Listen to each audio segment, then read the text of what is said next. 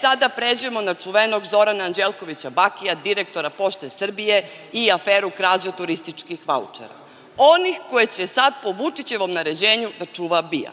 Što je slagao u odgovoru medijima? Pre nedelju dana dokazala sam da postoje malverzacije sa turističkim vaučerima i da je veliki broj vaučera završavao na istim adresama, recimo adresa upravnika tadašnjeg Pošte u Nišu, i da postoje smeštajni objekti koji imaju veći broj vaučera nego što mogu da prime turista. Recimo, apartman tadašnjeg zamenika direktora radne jedinice Niš, Radonjića.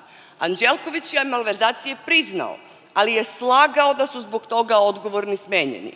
Laž je da su dvojica funkcionera Pošte smenjeni zbog malverzacije sa vaučerima. Smenjeni su zbog malverzacija s uplatnicama. Jedan od njih, Nedeljković, ne da nije kažnjen, nego je avanzovao i danas mu u opisu posla piše kontrola i instruktaža. Kako takav čovek može da radi kontrolu bilo čega? A upozorenja su dobijali. Radnici Pošte su Anđelkoviću još tokom 2024. dostavljali dopise u kojima su ukazivali ne samo na zloupotrebe sa vaučerima, već i na zloupotrebe sa uplatnicama, odštetama za izgubljene pakete i drugim poslovima. Da li mu je bilo sumnjivo da se toliki novac isplaćuje na ime nestalih paketa, a da u tome prednjače šerpijere parfemi? Građani treba da znaju da se na stotine hiljada evra isplaćuje na ime paketa koji misteriozno nestaju iz potražnog odeljenja Pošte, o čemu takođe imam dokaze.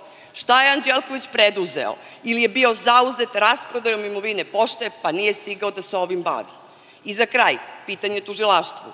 Deluje li vam da je ovo posao za vas, a ne za radnike javnih preduzeća i nas poslanike? Da li će tužilaštvo konačno da proradi ili će sav teret borbe protiv korupcije da nose hrabri radnici kojima beskrajno hvala jer su poslednja brana ove raspadnute države? Hvala.